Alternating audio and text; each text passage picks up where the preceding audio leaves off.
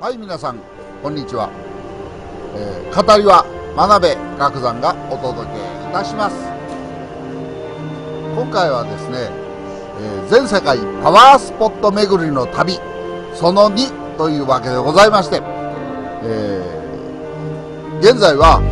東京都港区に出没しております愛宕山下ということでございましてね、今回はパワースポット愛宕山慈恵大学がございますが、こちらの蓮向かいにあります愛宕神社の方にお参りしたいと思います。今のはですね、東京駅行きの路線バスでございますね。さあ、それで愛宕神社でございます。そもそもですね、これはね、出世の石段ということでございまして、非常にね、霊験が新たかでございます。愛宕神社正面の一段、男坂となる緩やかな階段は女坂、出世の階段と呼ばれ、その由来は、寛永11年第3代将軍家光公がということでございます。あの者は誰じゃなんていう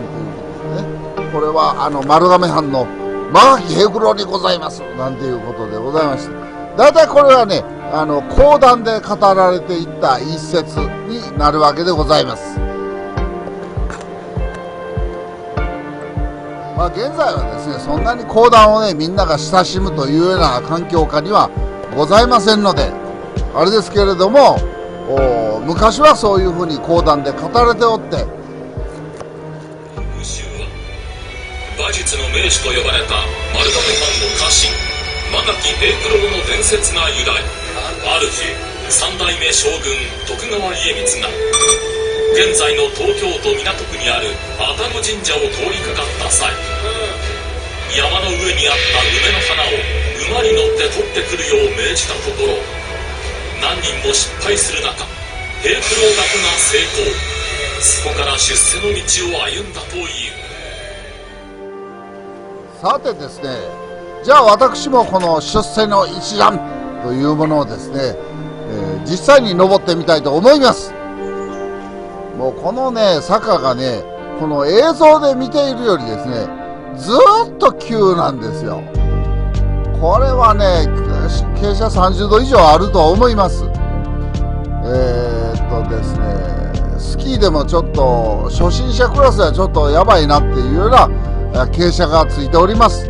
ここをですね、登るだけでもちょっとね、怖いなっていう感じになるんですけども、高所恐怖症なんでね、特にちょっとね、後ろは振り向けない状況で登っていくわけでございます。どっとこ登っていくんですが、よくよく考えるとこの石段がね、不揃いなんですよ。この高い低いがね、微妙にありましてね、昔の大阪球場みたいな感じでございます。なんだかね、怖いんですよ。はい、登りきりまして、上からずっと下を映していきます。もう切り立った崖みたいな感じでしょ。なかなかね、厳しい階段ですよね。これを馬で登ったっていうのはすごいなと思うんです。それでもですね、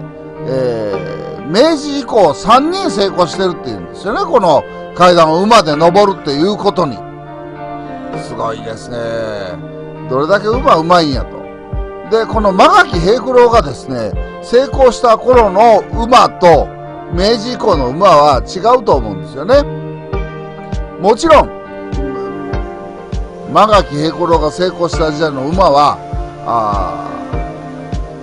今の競馬とかで出てくるような馬じゃありませんよ。サラブレッドっていうのはその時ないですから、もちろんその戦場で使われたような馬、日本の昔から古来の種類である馬でしかないわけですよね。そしてこれ勝負梅でございますね。間垣平九郎が取ってきたという梅の枝が残ってたその元の木でございます。このね、ちょうどね、行った頃がね、寒い頃だったので梅の花咲いてたんですよ。だからこの間垣平九郎が将軍家光公はですね、取ってまいれと言われた梅の小枝、